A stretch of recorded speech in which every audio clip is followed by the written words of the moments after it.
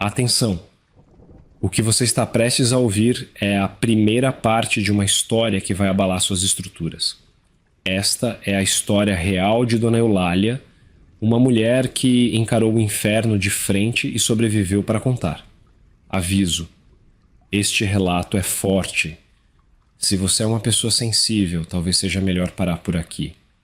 Dona Eulália está prestes a compartilhar suas memórias mais sombrias, aquelas que ela guardou em silêncio por décadas. Mas se você acredita no poder da resiliência humana, se quer testemunhar uma jornada de coragem que desafia a compreensão, então prepare-se. A história de Dona Eulália não é apenas um relato de sobrevivência, é um grito de guerra contra a injustiça, um testamento da força do espírito humano. Antes de continuarmos, pedimos que você se inscreva no canal e deixe seu like. Cada inscrição, cada like é uma homenagem a Dona Eulália e a todas as mulheres que, como ela, enfrentaram o inimaginável.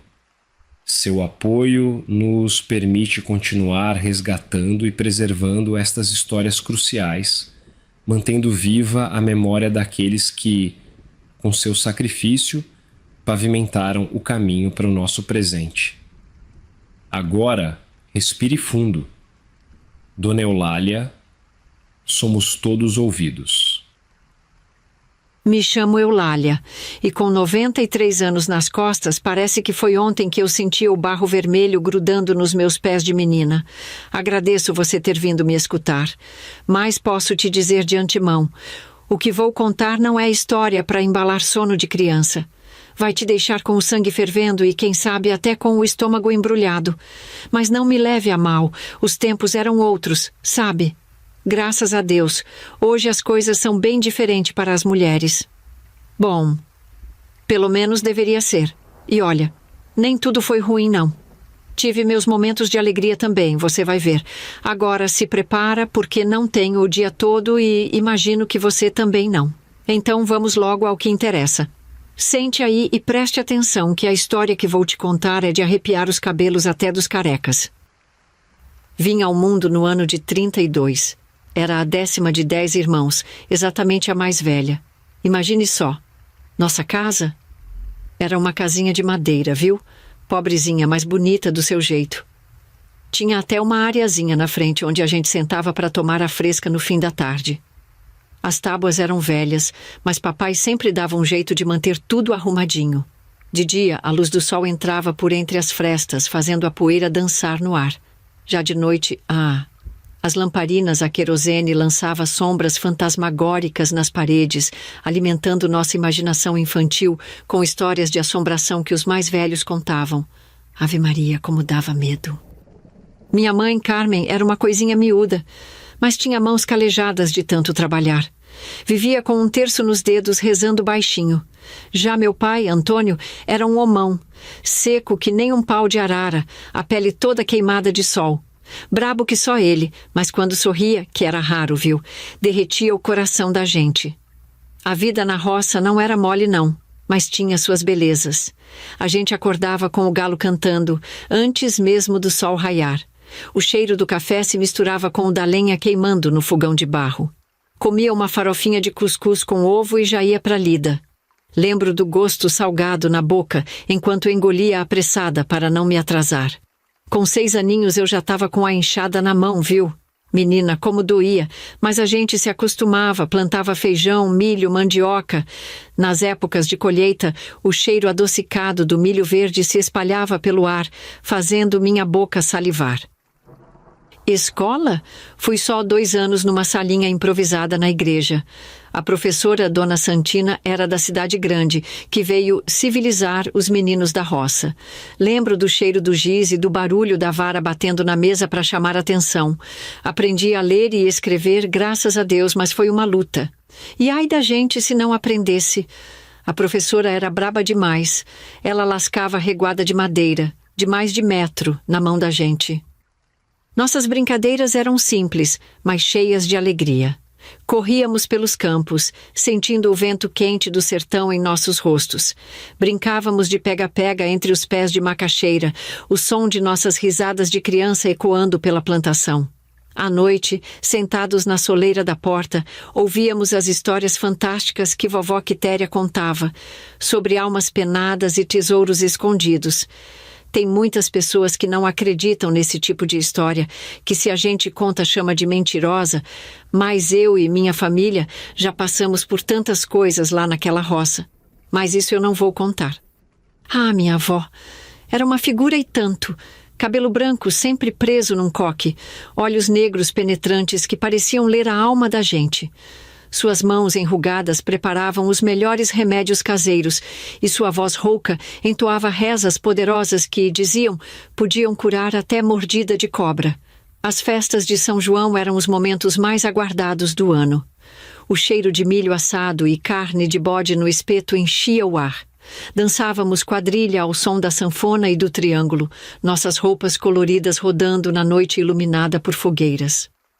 O gosto doce da canjica era uma beleza. Mas nem tudo eram flores, não. A seca castigava. Tinha ano que o céu ficava que nem uma chapa quente, sem uma nuvenzinha. A terra rachava, o gado morria de sede.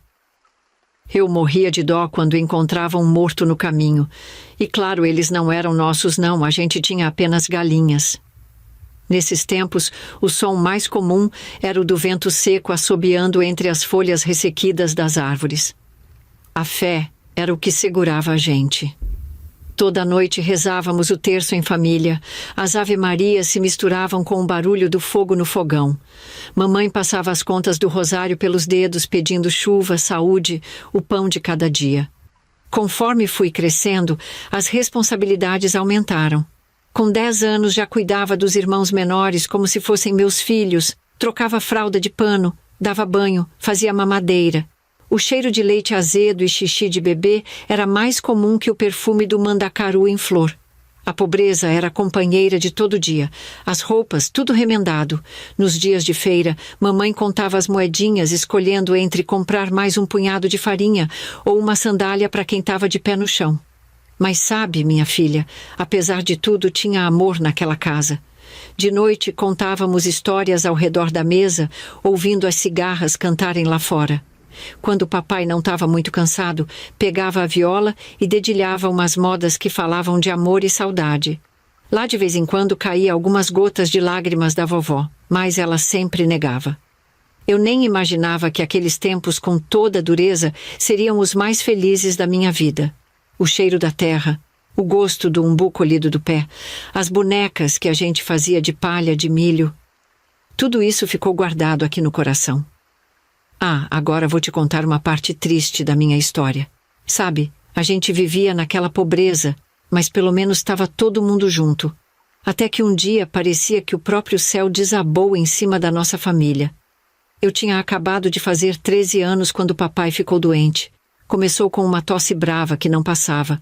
A gente achava que era só uma gripe, sabe? Mas foi piorando, piorando. Meu Deus do céu, como aquele homem forte foi ficando fraquinho na nossa frente. O cheiro de xarope de guaco e chá de folha de laranjeira tomou conta da casa. Vovó Quitéria preparava uns remédios com ervas do mato, umas garrafadas que fediam muito. Papai bebia tudo sem reclamar, coitado. À noite, a gente ouvia a tosse dele ecoando pela casa. Parecia que ia botar os bofes para fora. Mamãe vivia de terço na mão, rezando baixinho. São Brás, protegei a garganta do meu Antônio, ela dizia, mas parece que nem São Brás estava ouvindo a gente naqueles dias. Uma noite, nunca vou me esquecer, papai teve uma febre danada. Estava suando frio, tremendo que nem vara verde. Foi aí que mamãe decidiu chamar o doutor da cidade. Imagina só, a gente que mal tinha o que comer, tendo que pagar médico. O doutor veio numa charrete velha, sacolejando pela estrada de terra. Examinou papai e disse que era pneumonia. Receitou uns remédios caros que a gente teve que comprar fiado na farmácia. O cheiro forte daqueles comprimidos me dava até ânsia.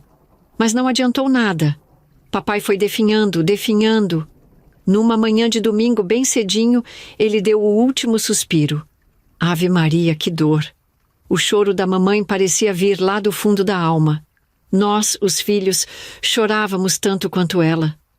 O enterro foi no mesmo dia, porque não tinha como guardar o corpo.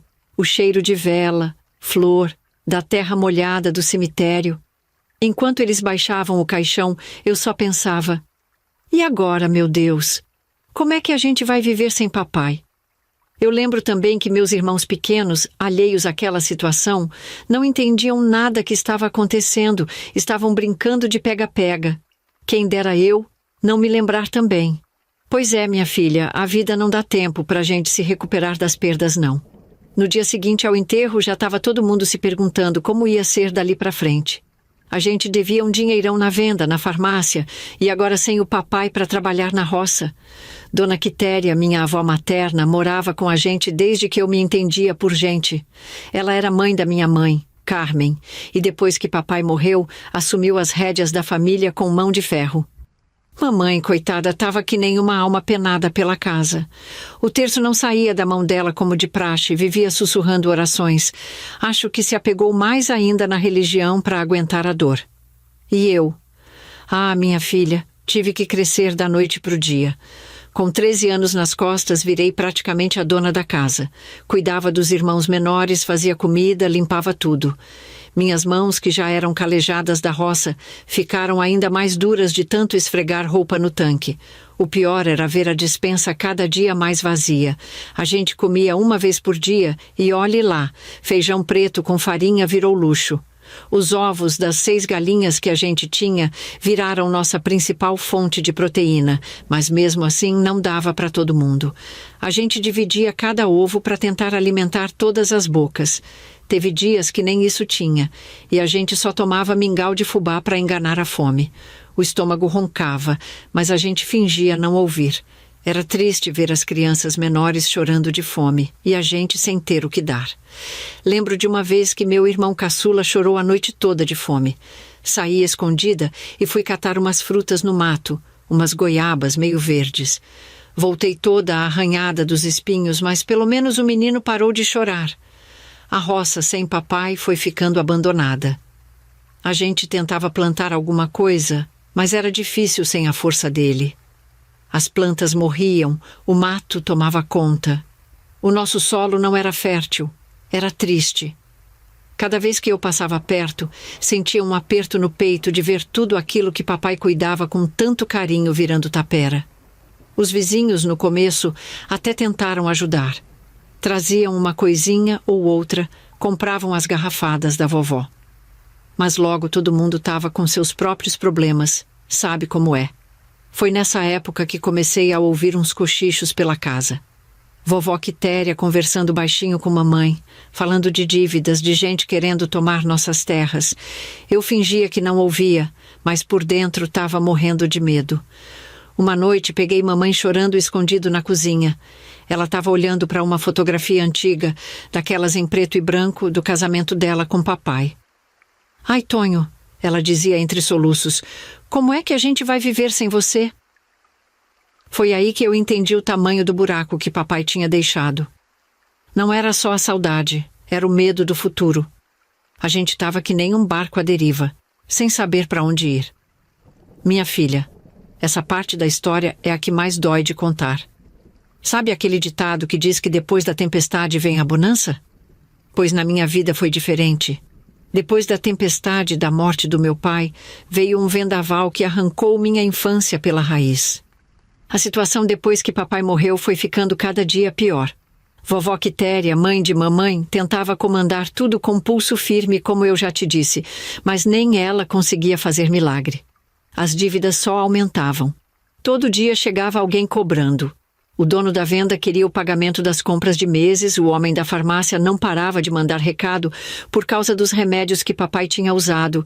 O mascate ainda cobrava aquele tecido que mamãe tinha comprado para fazer nossas roupas. Até o dono do armazém mandava bilhete perguntando dos sacos de farinha e feijão que papai tinha pego fiado no tempo da seca.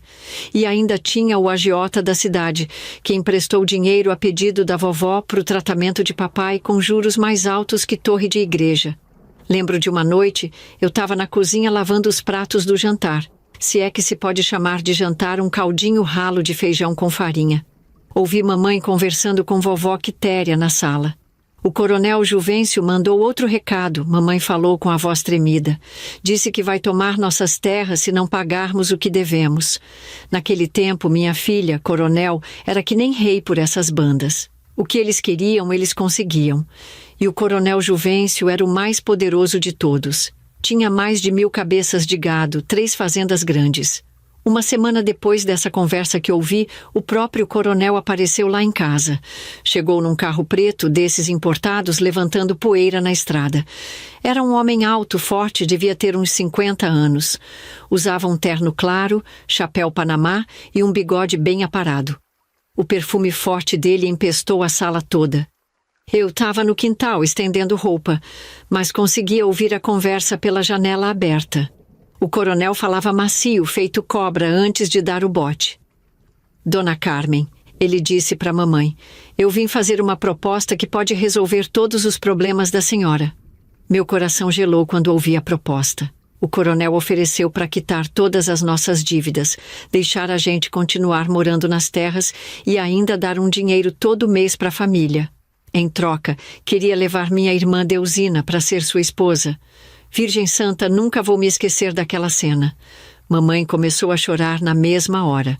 Vovó Quitéria, que estava quieta num canto, levantou feito uma onça. Essa menina tem só 11 anos, homem de Deus, ela bradou. O coronel nem se abalou. Sorriu de canto de boca e disse, olhei para ela e gostei. É assim que tem que ser. Mamãe e vovó ficaram chocadas. Não. Elas gritaram juntas. Vovó Quitéria, com uma coragem que eu nunca tinha visto antes, se plantou na frente do coronel e disse, vá embora daqui agora mesmo.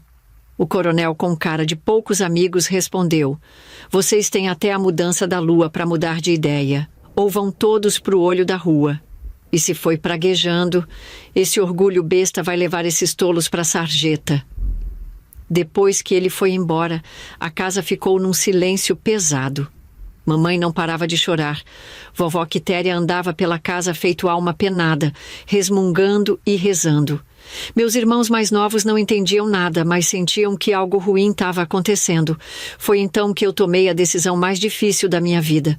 Com o coração na mão falei, eu vou no lugar da Deusina. Todo mundo olhou para mim espantado. Tenho 14 anos, sou mais velha. É melhor eu ir do que ela. Eu nunca vou me perdoar se a gente for parar na sarjeta. Mamãe começou a chorar mais ainda. Vovó Quitéria tentou me convencer a mudar de ideia. Mas eu já tinha decidido.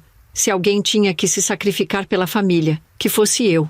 Uma noite, mamãe me chamou no quarto dela. Sentou comigo na cama e pegou minhas mãos. Eulália, minha filha, ela disse com os olhos vermelhos de tanto chorar.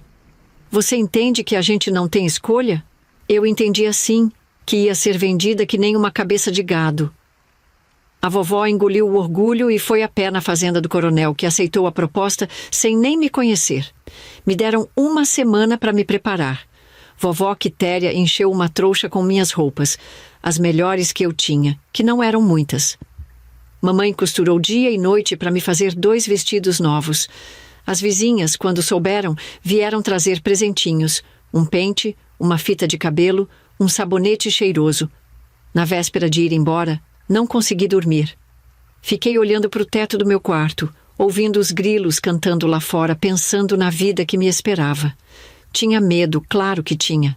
Mas também tinha uma curiosidade boba de menina, imaginando como seria morar numa casa grande, usar vestidos bonitos, ter comida na mesa todo dia. No dia marcado, o coronel mandou o carro me buscar. Eu nunca vou esquecer a cena.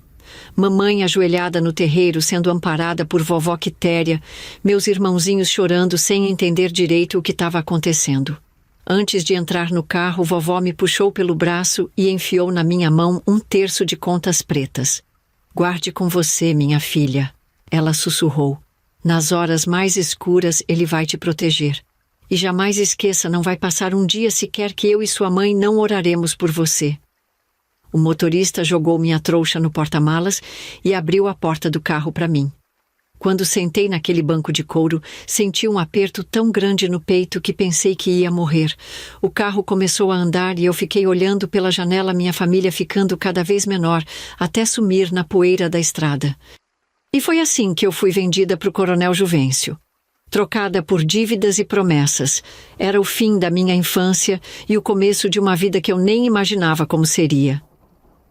Minha filha, deixa eu te contar como foi chegar naquela casa grande.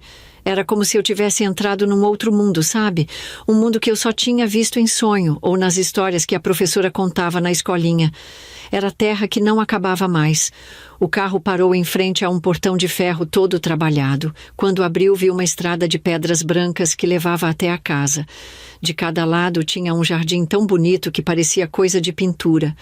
Rosas vermelhas, jasmins brancos e umas flores coloridas que eu nem sabia o nome. A casa, Ave Maria, era um casarão de 2 andares, todo branco, com janelas azuis e uma varanda que dava a volta na casa toda. Parecia aqueles palácios das histórias da carochinha. Quando desci do carro, minhas pernas tremiam tanto que achei que ia cair. O coronel veio me receber na porta. "Bem-vinda à sua nova casa, Eulália", ele disse com aquele sorriso que me dava arrepios. Eu lembro que pensei, acho que ele gostou de mim. Entrei pisando com cuidado no chão de tábua corrida tão encerado que espelhava. O cheiro de cera de abelha era forte. Na sala de entrada fiquei boquiaberta. Tinha uns móveis de madeira escura toda entalhada, cortinas de um tecido tão fino que parecia feito de nuvem, e um lustre de cristal pendurado no teto que brilhava como se tivesse estrelas dentro.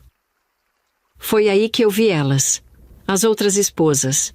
Eram 9 mulheres, eu era a 10ª, todas jovens e bonitas, vestidas com roupas finas que eu nunca tinha visto igual.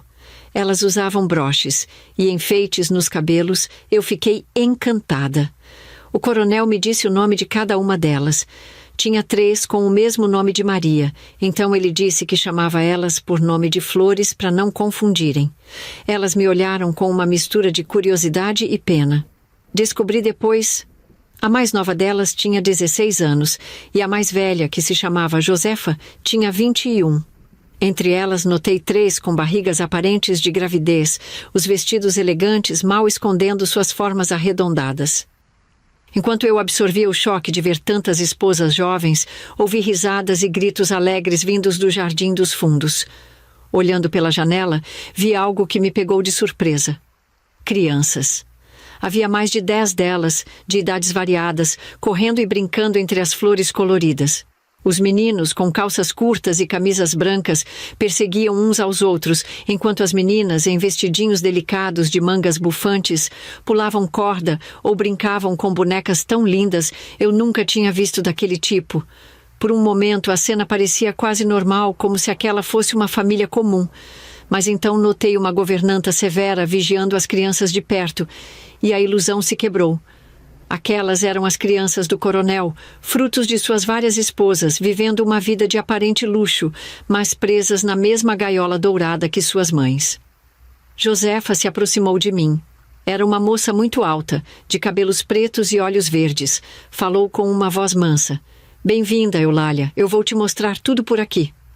O coronel deu um tapinha nas minhas costas e disse, "Vá com ela. Mais tarde conversamos." Enquanto Josefa ia me mostrando a casa, eu ficava boquiaberta com tudo. Cada cômodo que a gente entrava era maior e mais bonito que o outro. Chegamos numa sala de jantar com uma mesa tão comprida que dava para sentar um batalhão. E a cozinha, Virgem Maria, era do tamanho da minha casa inteira, cheia de panela brilhando e um fogão que parecia coisa de gente rica. Foi nessa hora que uma menininha danada de bonita, devia ter uns 8 anos, chegou perto da gente. Cabelo escuro, olho esperto. "Mãe", ela chamou, puxando o vestido da Josefa, parecia desesperada, como se quisesse falar algo urgente. "A mãe já vai lá, meu bem. É melhor você ir", Josefa falou com uma voz macia, mas deu para ver que ela estava muito incomodada com a presença da pequena. A menina me olhou toda curiosa e me deu um cumprimento timidozinho. A senhora que estava ali cozinhando olhou meio preocupada, mas depois fingiu que não viu, continuando seus afazeres. Depois que a pequena saiu, Josefa soltou um suspiro fundo e me contou sua história. Disse que estava ali há mais de 10 anos, imagina só. Foi a primeira mulher do coronel e já tinha 4 filhos com ele. Me trouxeram para cá quando eu era só uma criança. Nem 11 anos eu tinha. Fui fazer aniversário 4 dias depois de estar aqui. ela falou. O olhar dela era uma mistura de tristeza com um jeito de quem já se conformou. Misericórdia! Fiquei passada. Senti até um embrulho no estômago. Foi aí que me dei conta. Por trás de toda aquela casa bonita, tinha muita sujeira escondida debaixo do tapete. Uma menina de 11 anos. Santíssimo! Era exatamente a idade da minha irmã Deusina. Senti um frio na espinha. Que tipo de monstro era esse coronel? E que futuro me esperava naquela casa que mais parecia o purgatório? Ave Maria, me proteja! Ali, em frente ao corredor daquela cozinha, eu estava processando tudo o que ouvia da Josefa, quando o cheiro de comida invadia meu nariz. Um aroma de temperos que eu nem conhecia fez meu estômago roncar. Fazia tempo que eu não comia direito, sabe? Mas a fome logo passou quando Josefa começou a me explicar as regras da casa. Aqui cada uma tem seu dia com o coronel, ela disse baixinho. Nos outros dias, a gente cuida da casa, do jardim, faz bordados. O coronel gosta de tudo muito limpo e organizado. Se algo não estiver do jeito que ele gosta... Ela não terminou a frase, mas o olhar dela disse tudo. Subimos para o segundo andar. O corredor era cheio de portas. Cada uma era o quarto de uma esposa. O meu era o último. Quando Josefa abriu a porta, pensei que tinha me levado para o lugar errado. Era tão grande, com uma cama coberta com lençóis macios, um guarda-roupa enorme e até uma penteadeira com espelho. Suas roupas novas estão aí. Josefa apontou para o guarda-roupa. O coronel gosta que a gente se vista bem. Vem, vou te ajudar a se arrumar. Josefa me ajudou a tomar um banho rápido com sabonetes que cheiravam a flores que eu nem conhecia. Eu gostei. Nunca tinha me banhado de chuveiro quentinho, lá em casa não tinha. Era banho de bacia e cumbuca mesmo. Depois me vestiu com uma camisola de seda tão fina que parecia que eu estava nua. Penteou meus cabelos e até passou um pozinho no meu rosto. Para disfarçar o medo, ela disse baixinho. O coração batia tão forte no meu peito que achei que ia desmaiar ali mesmo. Josefa me levou até a porta do quarto do coronel. Seja obediente, ela sussurrou antes de me deixar sozinha. Quando entrei, o cheiro forte do perfume do coronel quase me sufocou. Ele estava sentado numa poltrona grande, me olhando de um jeito que me deu calafrios. Venha cá, minha florzinha nova, ele disse com aquela voz mansa que escondia tanta maldade. O que aconteceu depois, minha filha? Ai, nem sei como contar. Me dói só de lembrar. Eu era uma menina inocente, não sabia nada daquelas coisas. Na minha casa, a gente mal via um carinho entre pai e mãe. No máximo, um beijo na testa com respeito. Mas o que o coronel fez... Meu Deus do céu! Ele não teve nenhum pingo de consideração. Meu medo, minhas lágrimas, meus gritos abafados no travesseiro. Nada disso importava para ele. Me senti como um animal sendo abatido. A dor, a vergonha, o nojo de mim mesma. Tudo se misturou numa agonia que parecia não ter fim. Para os olhos daquele monstro, eu não era gente. Era só mais uma propriedade dele, igual o gado no pasto ou os móveis da casa. Ele tinha me comprado e ia usar do jeito que bem entendesse. Eu lembro que ele me disse, relaxe, assim vai doer menos. Doeu muito. Não só no corpo, mas na alma também. Senti que estava perdendo mais que só minha inocência.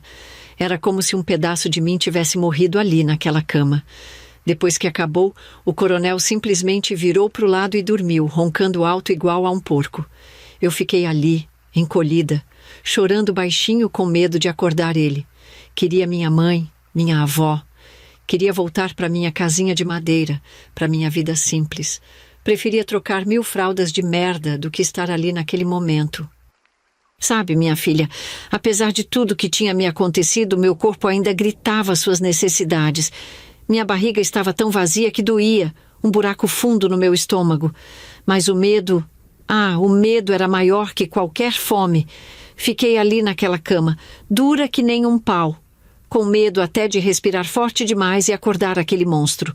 Quando achei que já tinha passado tempo suficiente, tentei me levantar de fininho, rezando baixinho para conseguir sair dali.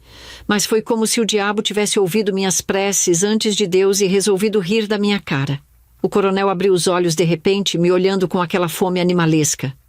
Aonde você pensa que vai, minha florzinha? Ele rosnou, me puxando de volta para a cama.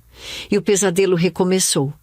Foi pior que da primeira vez, se é que isso é possível. Ele parecia querer marcar cada pedacinho do meu corpo, da minha alma, como propriedade dele. Quando finalmente acabou, ele caiu num sono pesado, roncando novamente.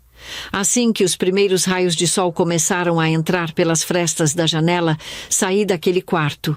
Entrei debaixo do chuveiro e esfreguei minha pele com tanta força que ficou vermelha. Mas não adiantava.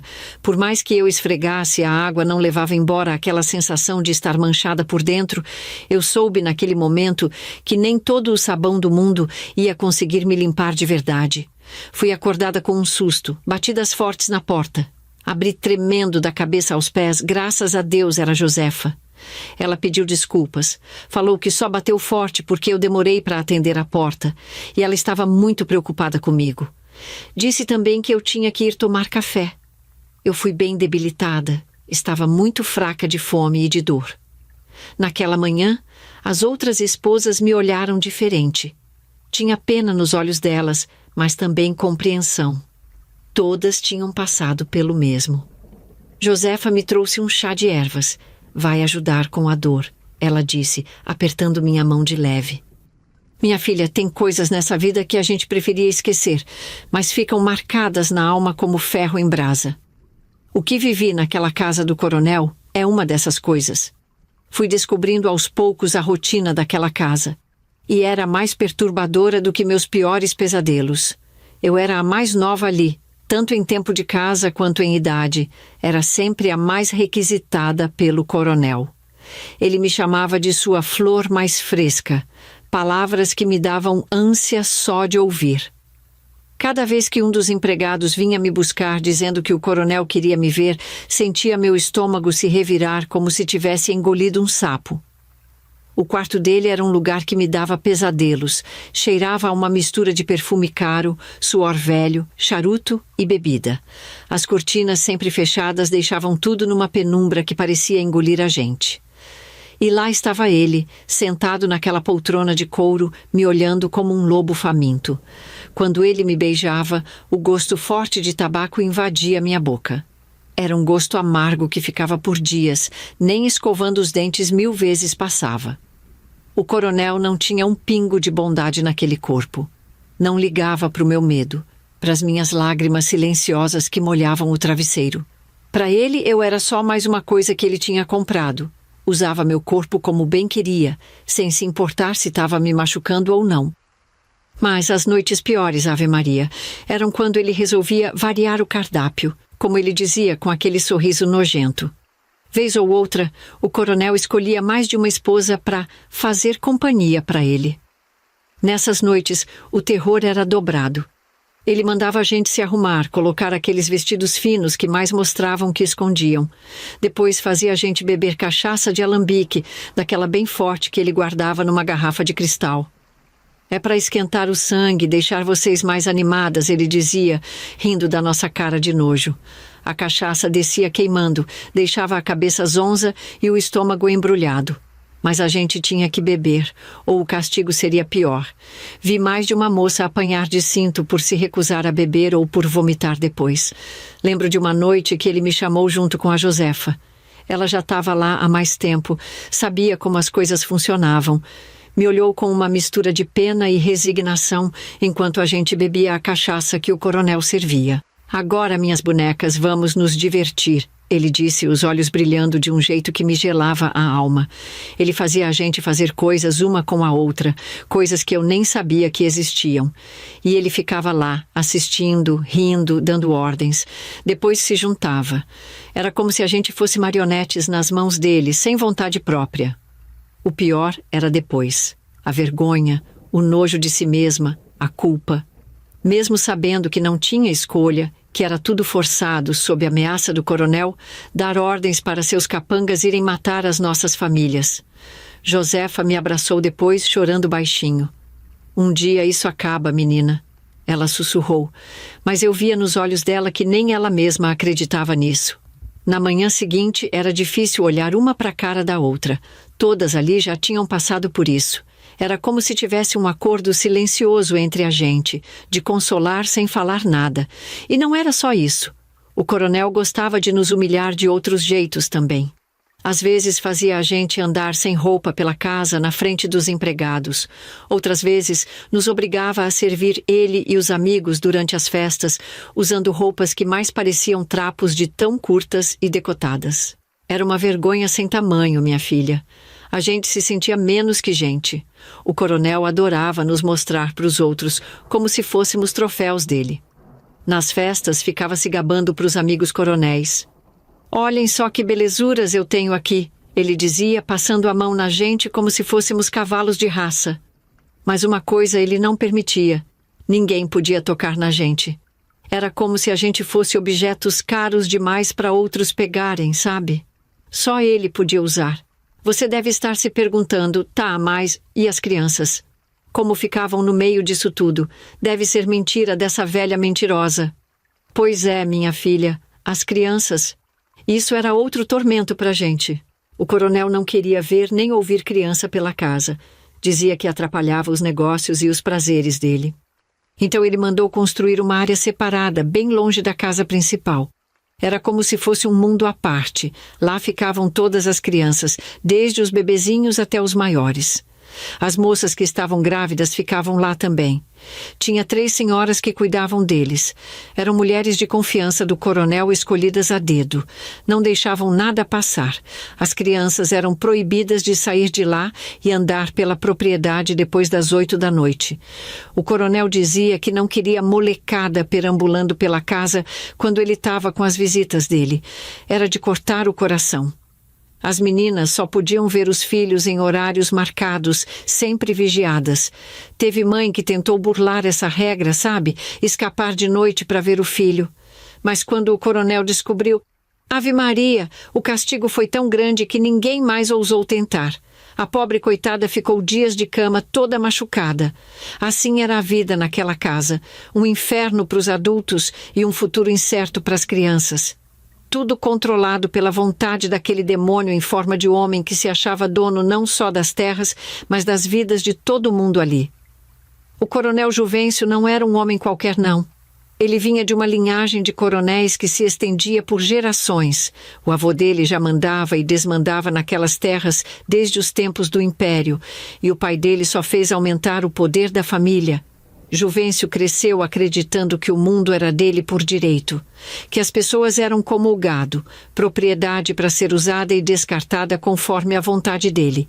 Era um homem alto, forte, sempre de terno branco impecável e chapéu Panamá. Os olhos dele eram frios que nem cobra, e quando ele sorria dava arrepios na gente. Ele beirava os 60 anos, mas a força de um touro. Diziam na região que ele tinha parte com o diabo, de tão cruel que era. O coronel Juvencio não conhecia limites. Para ele, a lei era o que ele dizia que era. Comprava juízes, subornava delegados e quem ousasse ir contra sua vontade simplesmente desaparecia. As pessoas cochichavam sobre corpos enterrados nas fazendas dele, mas ninguém nunca teve coragem de investigar. Ele tratava as mulheres e crianças da casa como se fossem brinquedos vivos. Usava, abusava e descartava quando cansava. As esposas mais velhas, que já não agradavam tanto, eram mandadas para uma casa afastada, longe das vistas dele. Era como se deixasse de existir. Essas são as esposas que vieram antes ainda da Josefa. Sorte era a delas. O pior é que, para os de fora, ele se passava por homem religioso e caridoso. Ia à missa todo domingo, fazia doações para a igreja, dava esmolas para os pobres na frente de todo mundo, mas a gente sabia a verdade. Diziam que o padre temia ele que nem o diabo. Por trás daquela fachada de homem bom, tinha um monstro que se divertia com o sofrimento dos outros. E não era só na nossa casa que ele fazia isso, não. Tinha outras fazendas, outros lugares onde ele mantinha mulheres e crianças. Era como se tivesse construído um reino particular de horror, espalhado por toda a região. Aquele homem era a personificação do mal. E a gente pobre de nós estava presa nas garras dele, vivendo cada dia com medo do que ele podia fazer.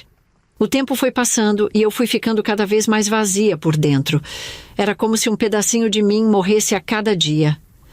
Via o mesmo acontecendo com as outras. Algumas, como a Josefa, pareciam ter se conformado.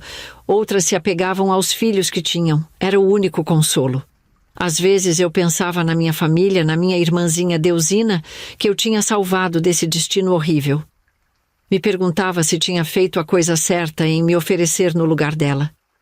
Será que ela estaria passando por isso se eu não tivesse me oferecido? Será que teria sido melhor a gente ter ido para o olho da rua? Não sei, minha filha. Até hoje não sei. O que eu sei é que cada dia naquela casa era uma luta para não enlouquecer. Até que um dia tudo mudou para mim. No começo eu nem percebi. Estava tão acostumada com o sofrimento que nem prestava mais atenção no meu próprio corpo. Foram as outras meninas que começaram a desconfiar. A Josefa, que já tinha passado por aquilo algumas vezes, foi a primeira a notar. Eulália, ela me chamou um dia, quando estávamos sozinhas na cozinha. Você tá diferente, menina. Tá comendo mais, né? E anda enjoada de manhã. Fiquei confusa no começo, mas aí me dei conta. Minhas regras não desciam há quase 2 meses. Ave Maria? Será possível? Eu, grávida. O medo me pegou de um jeito que quase desmaiei ali mesmo. Grávida do coronel. Um filho daquele monstro crescendo dentro de mim. Como eu ia aguentar? Mas a Teresa, que já estava grávida pela 3ª vez, me acalmou. Calma, menina, ela disse, me abraçando. Não é o fim do mundo não, na verdade pode ser sua salvação por uns tempos. Foi ela quem me ensinou o truque. Quando o coronel te chamar, é só fingir que está passando mal. Ele não gosta de mulher grávida, enjoada por perto. Te manda direto lá para casa com as outras crianças. E foi assim que eu anunciei que estava grávida. Numa noite que o coronel me chamou, fingi um enjoo tão forte que quase acreditei nele eu mesma. O coronel fez uma cara de nojo e me mandou embora. Vai para a casa das crianças, ele rosnou. Não quero mulher passando mal perto de mim. De repente, eu tinha uma proteção.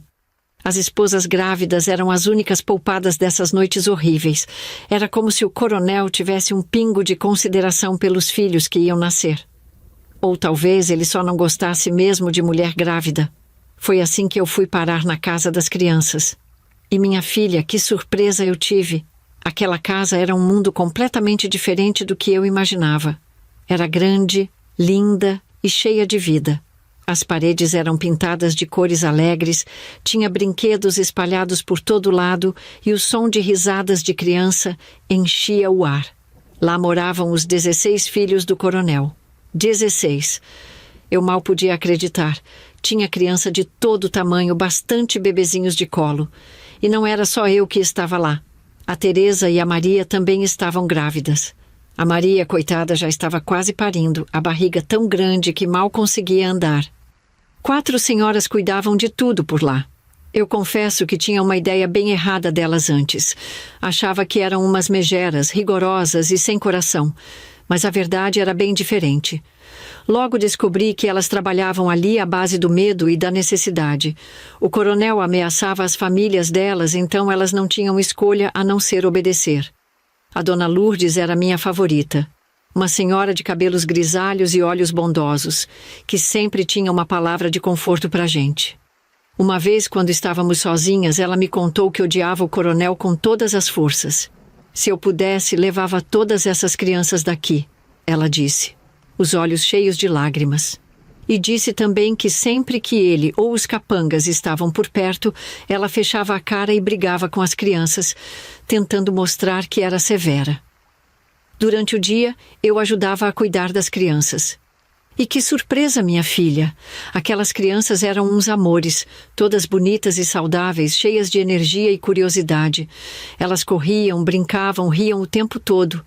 Mas havia 2 coisas que partiam meu coração naquela casa das crianças. A primeira era ver como a gravidez afetava cada uma de nós de forma diferente. A Teresa, coitada, vivia desabafando que gostava de estar grávida. Não pela gravidez em si, mas porque era o único jeito dela passar mais tempo com os outros 2 filhos que já tinha. É o único momento que posso ser mãe de verdade, ela dizia, acariciando a barriga enquanto olhava as crianças brincando. Já eu e a Maria, a gente ficava triste por outro motivo. Sabíamos que só ficaríamos ali até o bebê parar de mamar no peito. Depois disso, teríamos que voltar para casa grande e marcar um dia na semana para passar com as crianças. E olhe lá. O pior era o sistema de visitas que o coronel tinha estabelecido. Ele permitia que apenas uma de nós visitasse as crianças por dia, e só uma vez por semana. Mas, como eram 10 moças na casa, isso significava que cada uma de nós só podia ver nossos filhos uma vez a cada 2 semanas, no melhor dos casos. Mas nem sempre era assim tão frequente. Às vezes, por capricho do coronel, ou porque alguma de nós estava de castigo, as visitas eram canceladas. Eu, grávida pela primeira vez, observava isso com o coração apertado, sabendo que esse seria meu futuro também. Via o desespero nos olhos das outras mães, contando os dias até a próxima visita. A Josefa me contou uma vez que ficou quase um mês sem conseguir ver os filhos dela, um mês inteiro. Quando finalmente chegou o dia dela, ela mal conseguiu dormir de ansiedade na noite anterior. E o mais triste era ver como esse tempo separados afetava as crianças menores. A Teresa me disse que uma vez, depois de semanas sem ver o filho caçula, o menino chorou no colo dela, querendo voltar para os braços da dona Lourdes. Ela falou que foi como se tivessem enfiado uma faca no peito dela. Às vezes as crianças escapavam e conseguiam ver as mães na casa grande. Era rápido e escondido, claro. Vendo tudo isso, eu ficava com medo do que me esperava depois que meu bebê nascesse. Esse sistema cruel fazia com que todas nós vivêssemos numa angústia constante. E disse a você que tinha 2 coisas tristes ali, não é mesmo? Agora vou te falar a outra coisa triste, minha filha. Era ver como o coronel tratava aquelas crianças. Ou melhor, como ele não tratava. As crianças inocentes que eram viviam perguntando pelo pai. Cadê o papai? Elas perguntavam com aqueles olhinhos cheios de esperança. Quando o papai vem nos ver? A gente não sabia o que responder. Como explicar para uma criança que o próprio pai não queria saber delas? Bom, a dona Ernestina, que era a mais velha da casa e já estava lá há mais de 30 anos, nos contou uma vez, em voz baixa, como quem revela um segredo perigoso, que o coronel só considerava filhos de verdade os mais velhos dos outros 2 casamentos anteriores.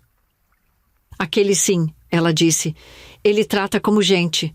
Visita de vez em quando, manda estudar em colégios caros na capital, prepara para herdar as terras. Os olhos dela ficaram marejados quando continuou. Mas essas crianças aqui, para ele não passam de números, de peões no tabuleiro dele. Ela nos contou que de vez em quando o coronel fazia visitas rápidas à casa das crianças.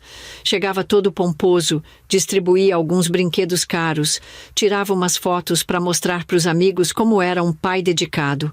Mas a gente percebia que não tinha amor nenhum naqueles gestos.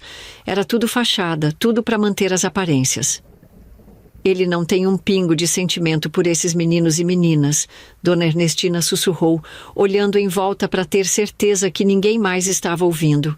Para ele são só uma forma de se gabar para os outros coronéis, de mostrar como é poderoso. Olha quantos filhos eu tenho, como se fossem cabeças de gado.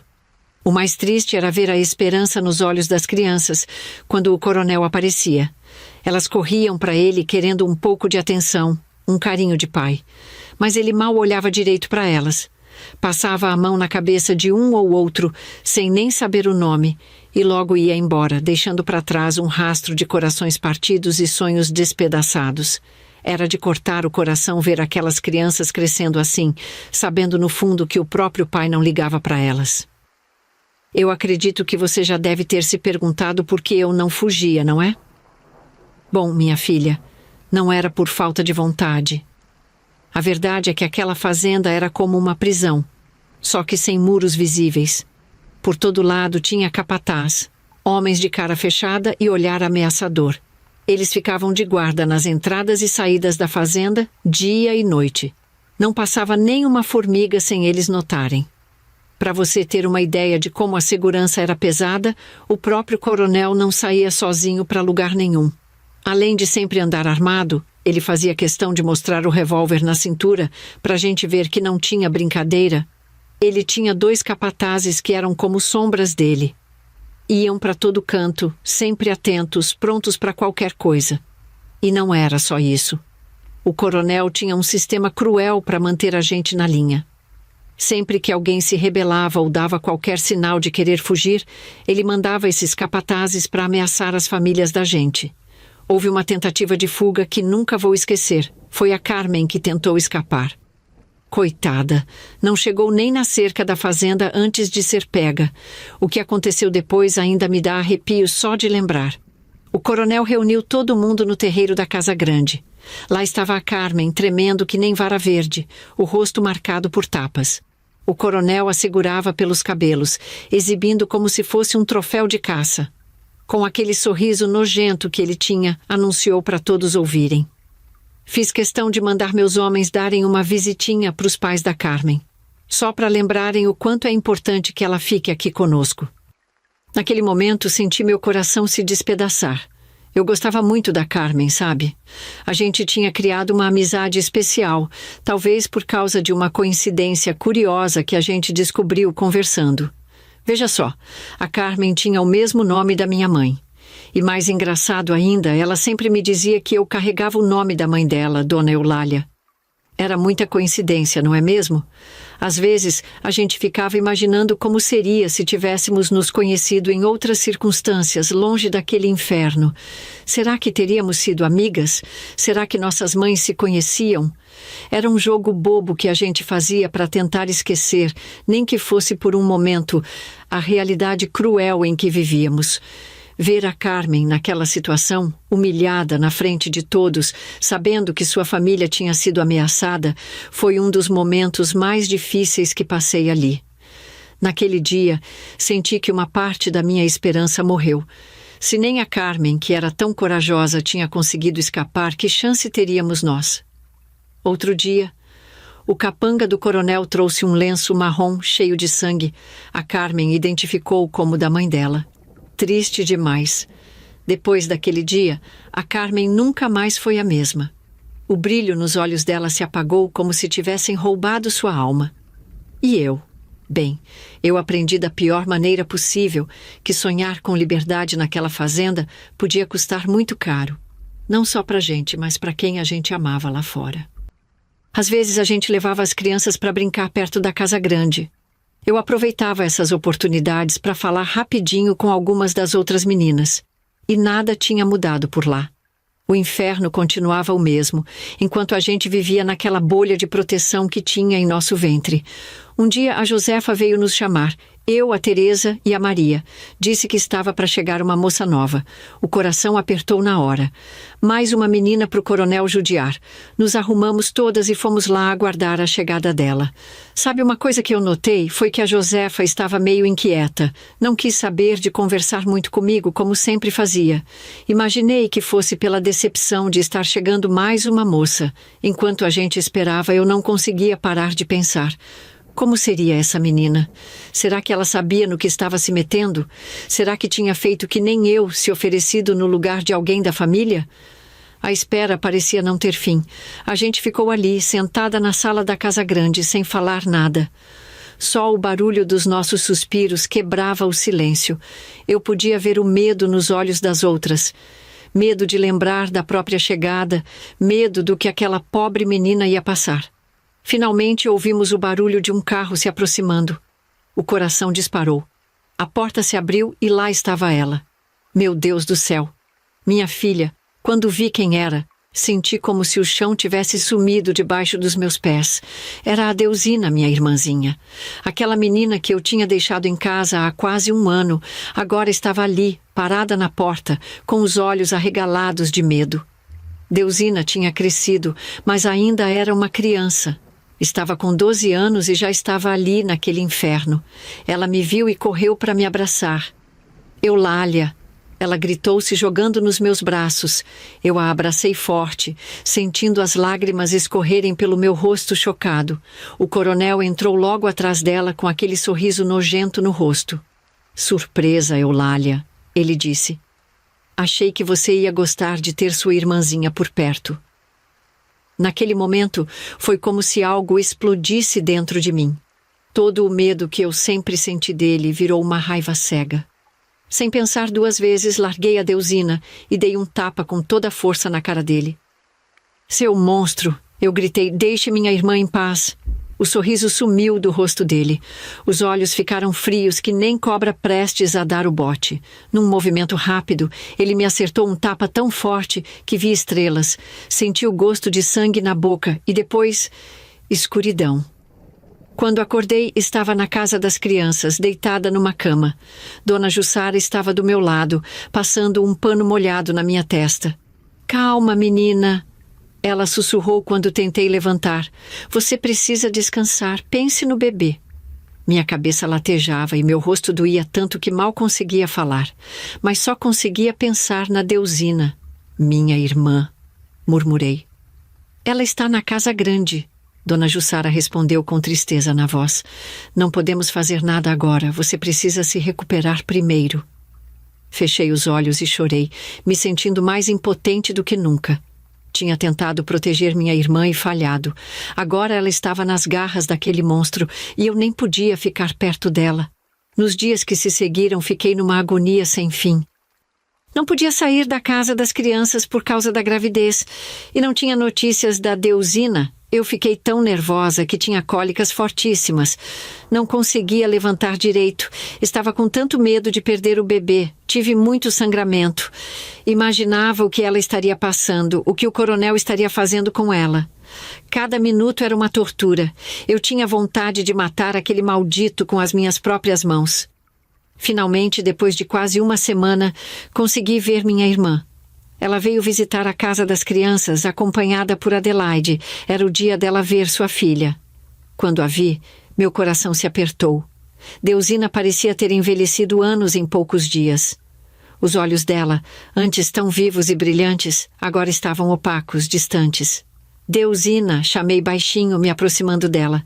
Ela olhou para mim e tentou sorrir, mas era um sorriso triste, quebrado. Oi, Eulália. Ela respondeu, a voz quase um sussurro. Nos abraçamos e senti ela tremer nos meus braços. Eu consegui sentir o coraçãozinho dela batendo tão rápido. Me desculpa, eu disse, chorando. Eu tentei te proteger, eu juro que tentei. Deusina se afastou um pouco e me olhou nos olhos. Não é culpa sua, Eulália, ela disse. Mamãe e vovó tentaram me esconder, mas o coronel mandou os capangas dele. Eles ameaçaram matar todo mundo se eu não viesse. Fiquei horrorizada. E como estão a mamãe, a vovó, as crianças? Perguntei, temendo a resposta. Mamãe está arrasada, não parava de chorar. Deusina respondeu com a voz embargada. Vovó Quitéria. Ela tentou me defender. O capanga empurrou ela com tanta força que ela caiu e quebrou o braço. Mesmo assim, ela ainda tentou me segurar, gritando que eu era só uma criança, que o coronel não tinha palavra. Senti uma raiva tão grande que achei que ia explodir. Aquele monstro tinha destruído minha família.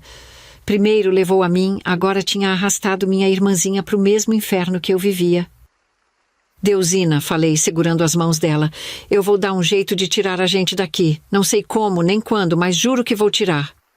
Deusina se inclinou para perto de mim, baixando a voz para quase um sussurro. Eulália, a vovó Quitéria não desistiu da gente, ela tem um plano.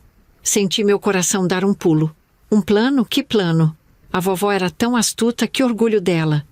Ela está juntando provas contra o coronel Juvencio, Deusina disse, os olhos brilhando.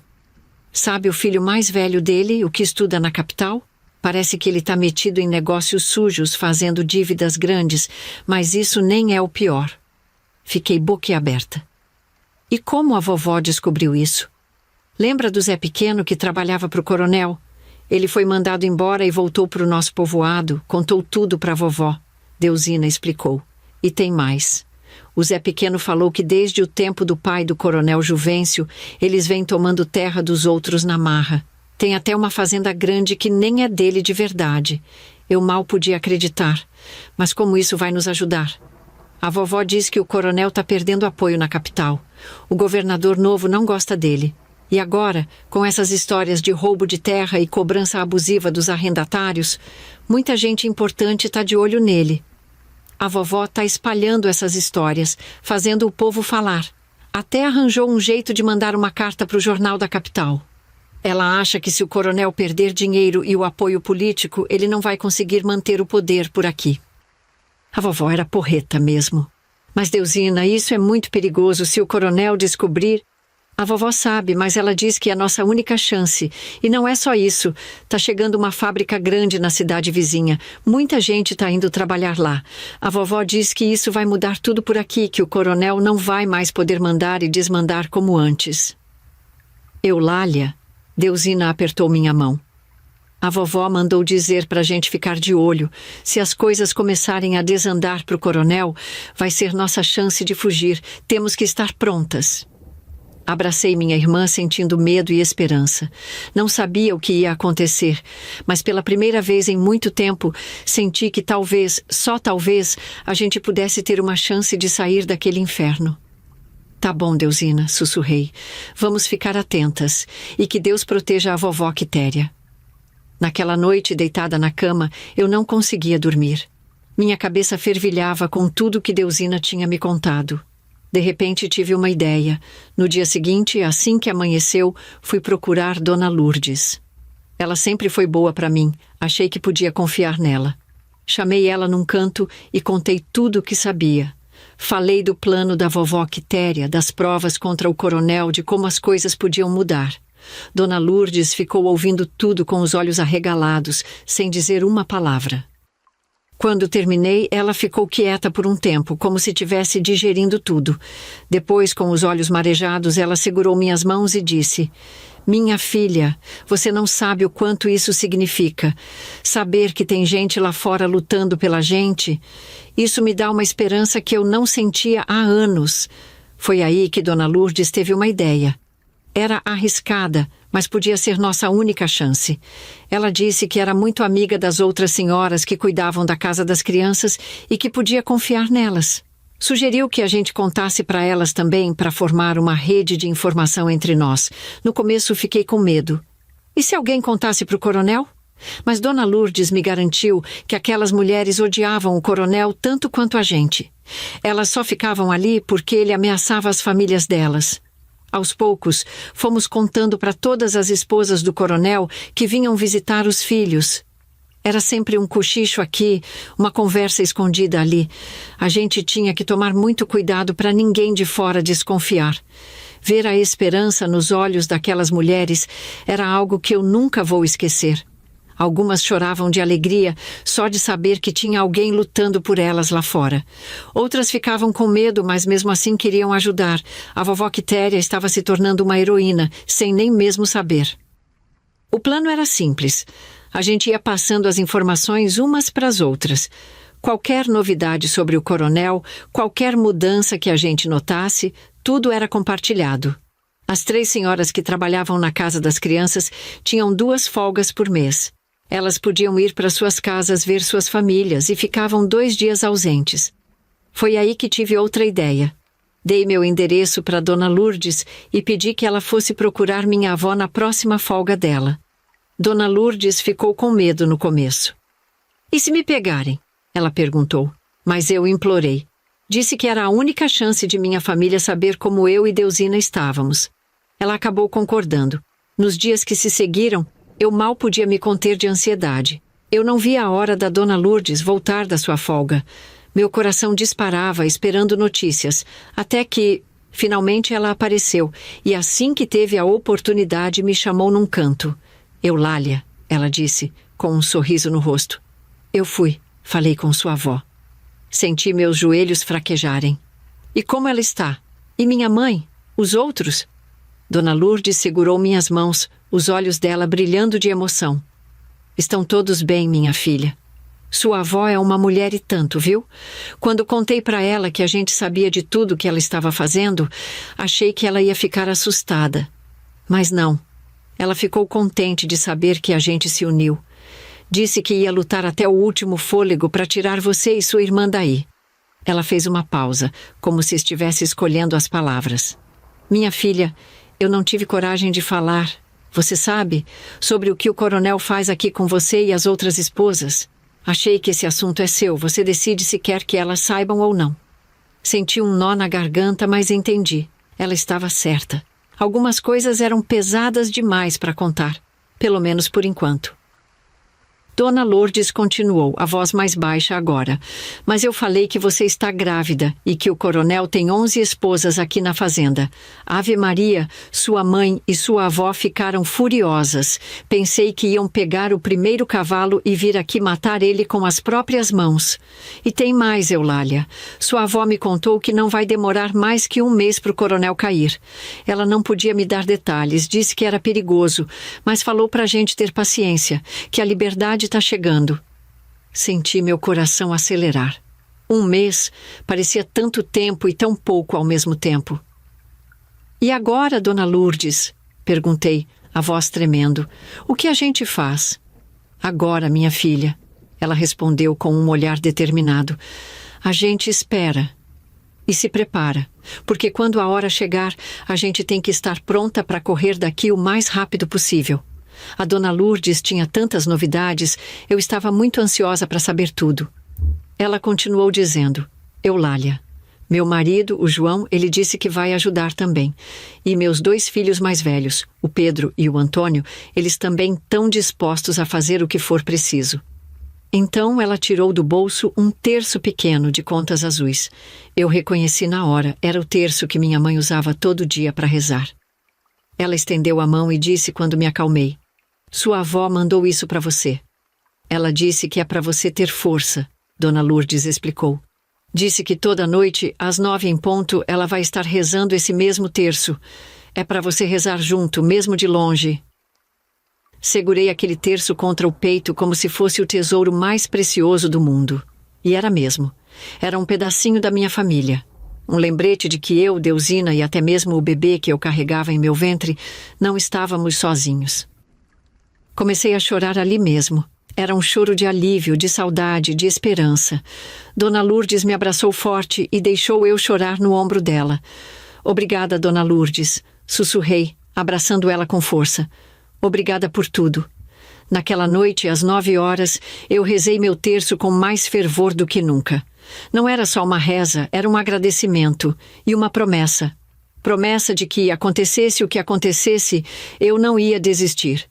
Por todas nós presas naquele inferno, eu ia lutar até o fim. O tempo foi passando e nossa rede de informações só crescia. A gente sabia de tudo o que acontecia na fazenda. Quando o coronel saía, quando voltava, quem vinha visitar. Foi assim que a gente ficou sabendo que o filho mais velho do coronel tinha se metido numa confusão grande na capital. Parece que ele tinha feito umas dívidas de jogo e agora estava devendo pra gente perigosa. Também ficamos sabendo que um dos capatazes mais antigos da fazenda tinha sido preso na cidade. Pegaram ele tentando subornar um juiz, tudo para livrar o filho do patrão de ser preso. O coronel teve que gastar uma fortuna para abafar o caso. Os dias que se seguiram foram de uma tensão sem igual. O coronel andava feito um bicho acuado, gritando com todo mundo por qualquer coisinha. Os outros capatazes estavam sempre alertas, vigiando cada canto da fazenda como se esperassem um ataque a qualquer momento. A gente sentia no ar que as coisas estavam mudando. Era como se uma tempestade estivesse se formando, pronta para desabar sobre nossas cabeças. Todos andavam pisando em ovos com medo de ser o próximo alvo da raiva daquele maldito. Mas cada notícia dessas era como um sopro de esperança para a gente. A gente via que o poder do coronel estava começando a rachar. Não era mais aquela fortaleza intocável que a gente achava que era. Ainda posso ver Dona Lourdes, pálida como cera, tremendo da cabeça aos pés quando me chamou.